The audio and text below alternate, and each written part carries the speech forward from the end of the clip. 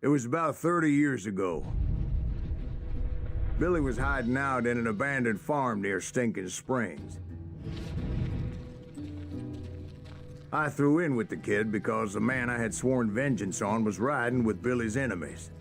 But before I tell you why I want that sumbitch dead, let me tell you what happened that day. I was heading back to the hideout when suddenly I had this funny feeling.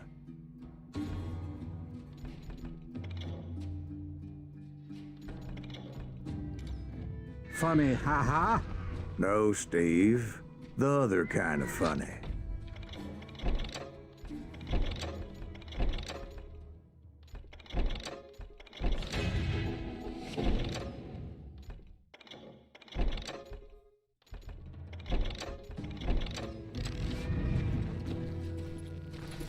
You heard Pat. Need to stay here to keep an eye on the road. That's not fair.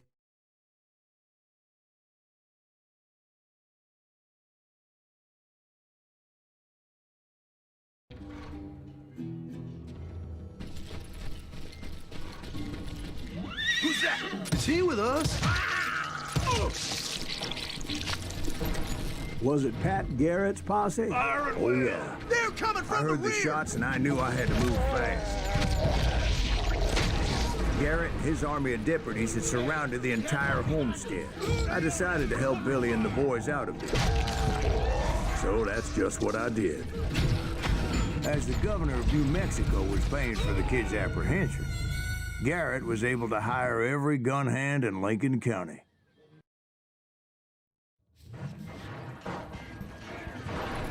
Fire at will! They're coming from the rear!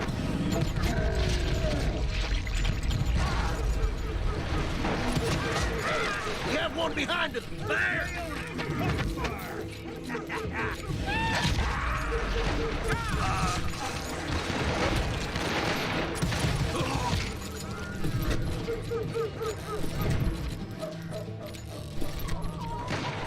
Watch out!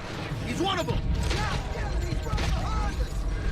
Still, one of them reached the water tower. Not a bad idea. It would be a turkey shoot from up there. Garrett's men were running around like a bunch of chickens with their heads cut off. Luckily, these shooters Garrett hired weren't the sharpest tools in the shed.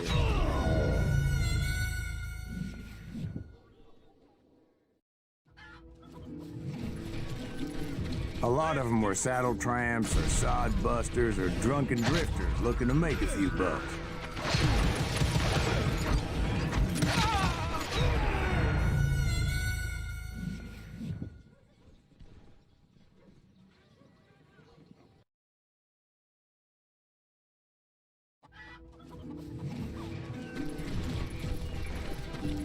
I'm here!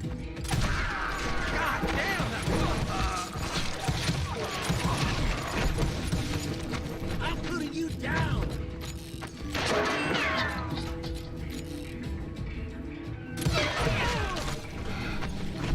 Then, I heard a friendly voice yelling at me from the window. "Back door! We'll cover you!" Truth be told, things weren't much better behind the house. I cut their numbers in half, but that just made the ones that were left twice as mad. It was a bit of a slog, but I finally fought my way around the back of the house. And like that, I was inside, none the worse for wear.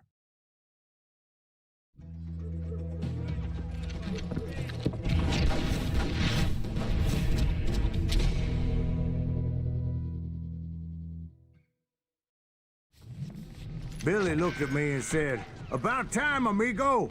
Grab a gun and get to the window." Wait, so you were friends with Billy the Kid?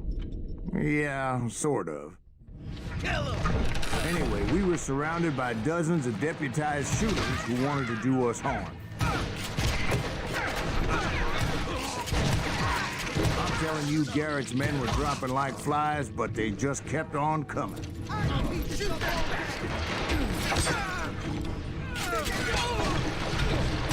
hurt now!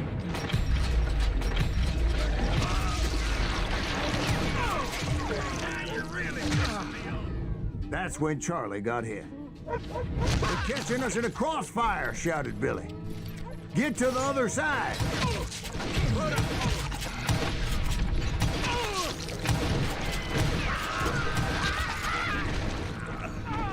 Kill him!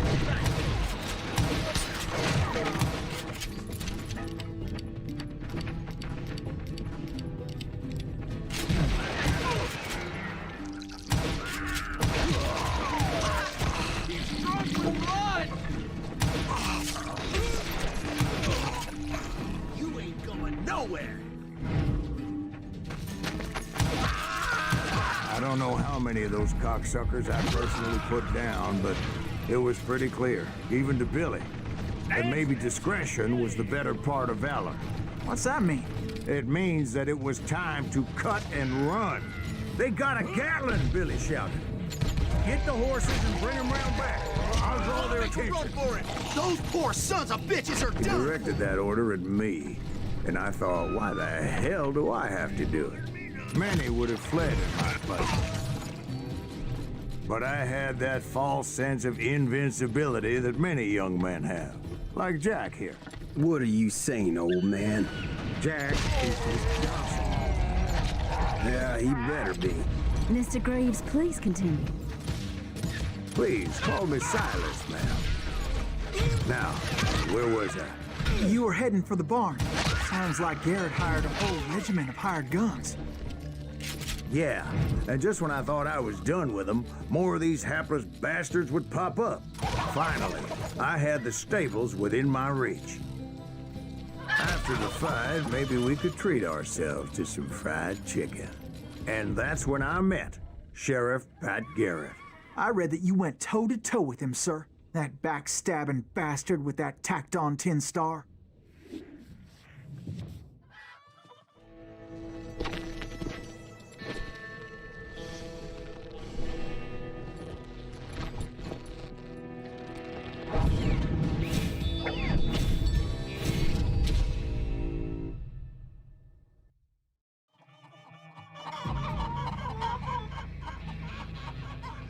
You challenged him to a showdown.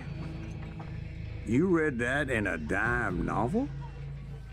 It said he showed no fear as he took your measure with eyes like a rattlesnake.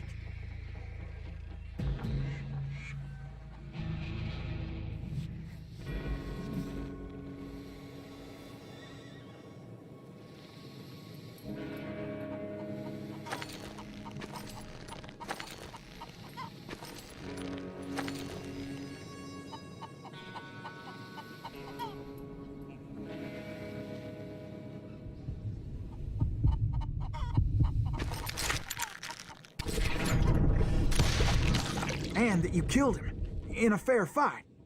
Is that what that Penny Dreadful said? No, boy. That ain't what I meant when I said I met Pat Garrett. So let me start again. I finally reached those damn stables.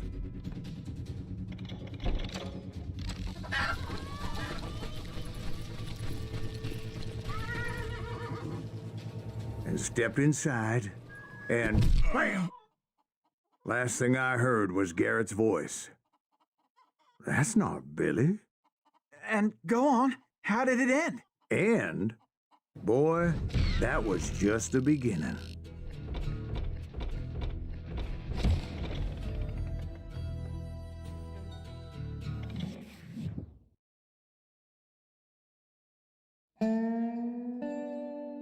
So what happened? Did Garrett arrest you? Yeah, after I came to, the bastard had clocked me with his Colt.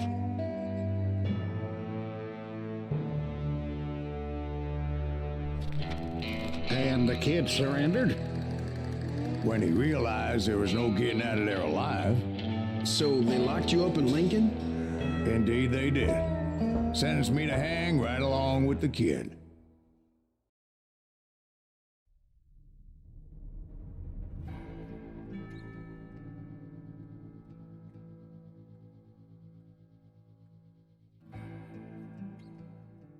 It's important to know that I was only riding with Billy so I could find the bastard I was after.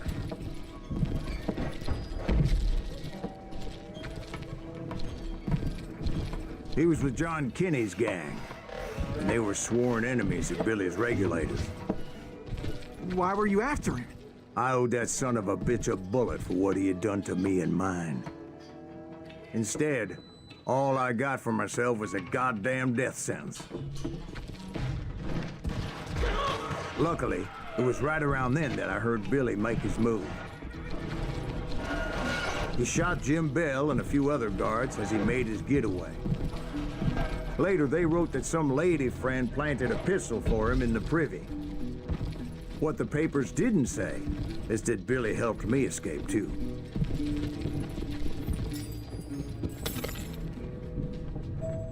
My first order of business was finding a firearm. Luckily, I located Deputy Bob Ollinger's mean-ass shotgun.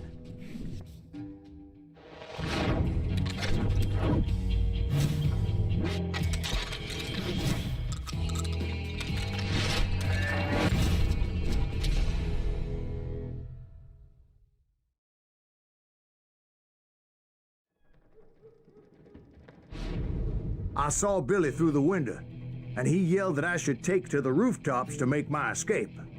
So I did. Anybody see Billy? You'll die for this! You hear me? Hell yeah. That scattered gun was like a double-barreled howitzer. It could blow a man clear off his feet. You hardly had to aim the damn thing. Guards were everywhere looking for him. Can't let the kid get away! I had to jump from roof to roof like a damn alley cat. I followed the planks where I could, but some of that wood was slippery as hell. The whole town was up in arms. And suddenly, I was a fugitive. So that bastard you were after, what did he do? He did me and my family a grievous harm. But I knew if I was ever going to find him, I would need to get my ever-loving ass out of there. I tried to be stealthy and sneak my way past. But hell, if they weren't all waiting for me. Apparently, some of them thought I was Billy. See, me and the kid shared a certain similarity in build and coloring. I was just glad I had Deputy Bob's mean-ass shotgun.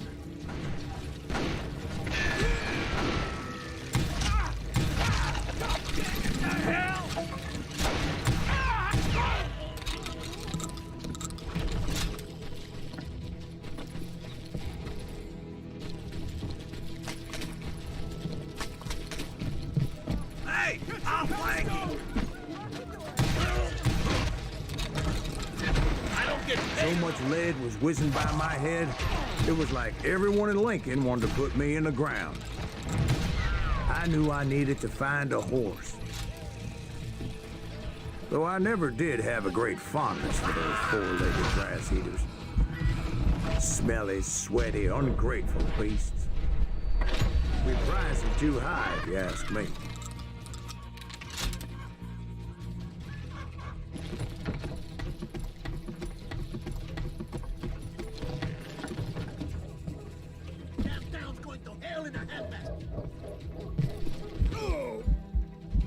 But where was the kid while you were busy getting shot at? Gone. And that's when it occurred to me why Billy set me free.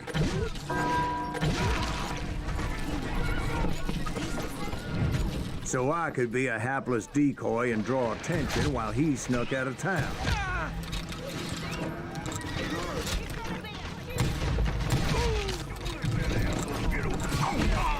I knew if I made it out of there in one piece, no one would put a price on my head. Because everybody in Lincoln would be dead? No, because they all thought I was Billy. And all that blame would fall on him. Get the women off the street! Arm yourself! How the hell did he get away? Don't let him get away!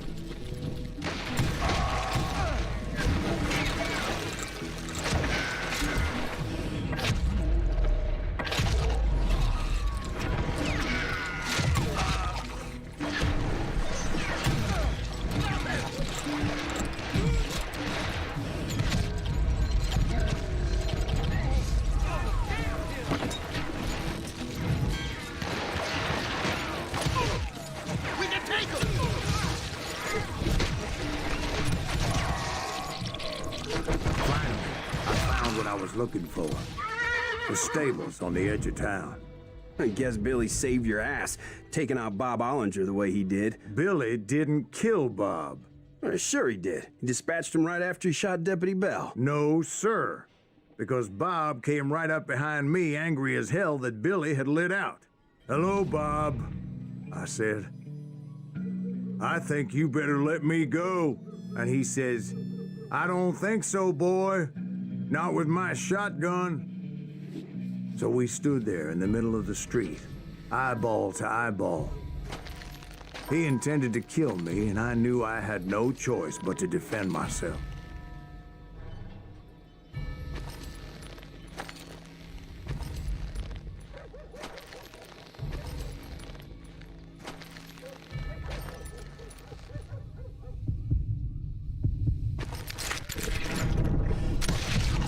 I killed him in a fair fight. Everybody saw I had no damn choice. Well, Lincoln got a mite depopulated that day. Pat Garrett gunned down Billy 3 months later, so his escape was all for naught. So where'd you go after Lincoln? Mexico. Until I realized nobody was looking for me. I ended up taking a job at the Rurales. The Mexican Rurales? I was hired to help them track down the cowboys. The most vicious outlaw gang in Cochise County? Curly Bill Brocious? Johnny Ringo? Led by old man Clanton himself. They must have paid you a pretty penny to take them hombres on. Not really. But truth be told, I had my own reasons for going after those boys.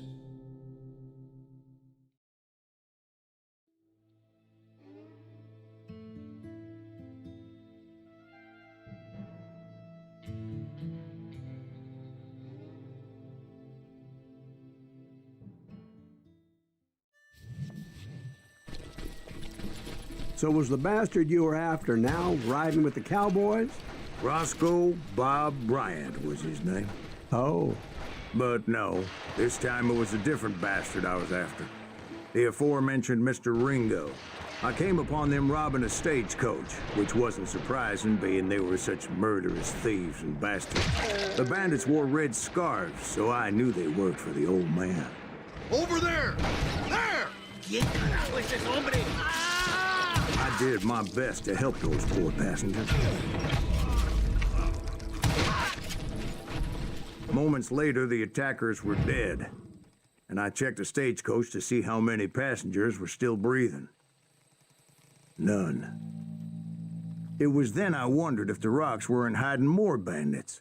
Was that all of them? Or did I just hit the rear guard? I quickly got my answer. They attacked from on high like Apaches often do. They would appear in great numbers from above and rain down lead on their hapless enemies' heads, making use of the high ground and whatever else they had. Yep, the Apaches always appeared out of nowhere, and there never seemed to be an end to them. Hold on. Were you attacked by Apaches? What happened to the cowboys? Did I say they were Apaches? I said Clanton's cowboys attacked me Apache style. I was in a pitched battle, but I was holding my own against an overwhelming enemy force. Shoot them, bro! See, at the time, I was still pretty green and would often blunder into regrettable situations. But I just kept shooting at anything I could see up in those damn rocks. I didn't see Ringo, but I knew he was with the cowboys. He and Roscoe Bob had done me a dreadful wrong, and I was determined to have my revenge. But to get to Ringo, I knew I'd have to fight my way past these other assholes first. Unfortunately, I was running out of ammo. Another perfect example of my relative inexperience as a hunter of men.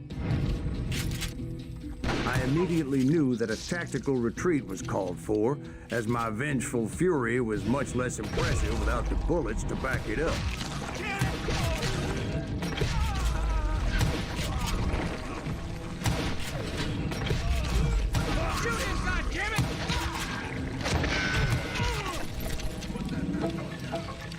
Finally, they managed to corner me. Trapped as I was, the odds of my survival seemed pretty slim.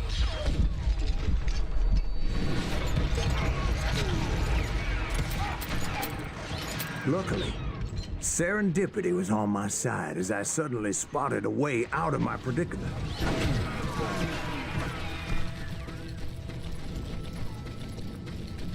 Stand and fight, you coward! I ran ahead as if the devil himself was after me.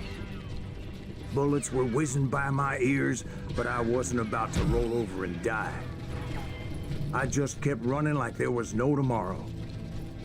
Because there wouldn't be if Clanton and his men caught up with me. As I was scurrying around those caves, I thought, what was I thinking, going up against a gang like this? No one will ever fight you! I just kept running, not knowing where the hell I was going. And that's when something miraculous happened.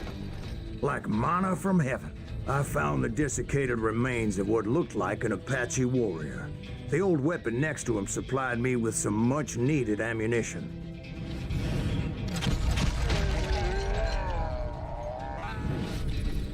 Bat Masterson once told me it was more important to be lucky than good, and he would know. And imagine my surprise when I found a fistful of dynamite to go along with that. That stroke of good fortune evened the odds and bolstered my confidence.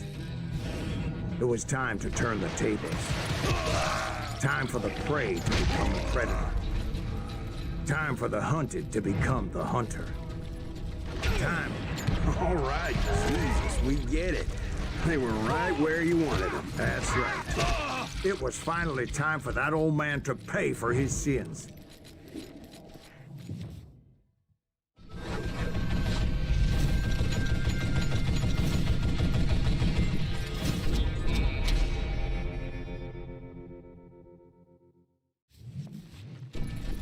I yelled out at the top of my lungs, "Clanton, I'm coming for you!"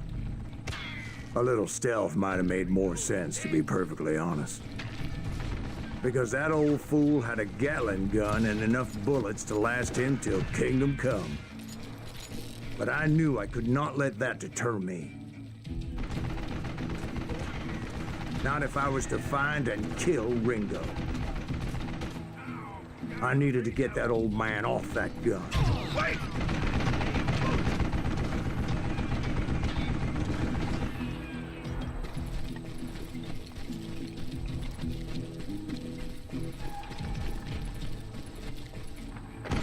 I don't know how you live this long. And these are good men you're killing! Oh! Where'd you get that? Most everyone thought it was the Ruales who had come up against him in Guadalupe Canyon, but it was just me. Apparently, one of the cowboys made it out of there alive and told Ike and Billy Clanton that it wasn't a Mexican who took their father's life that day. They just assumed it was one of the Earps, and that little misunderstanding eventually led to that legendary gunfight at the OK Corral.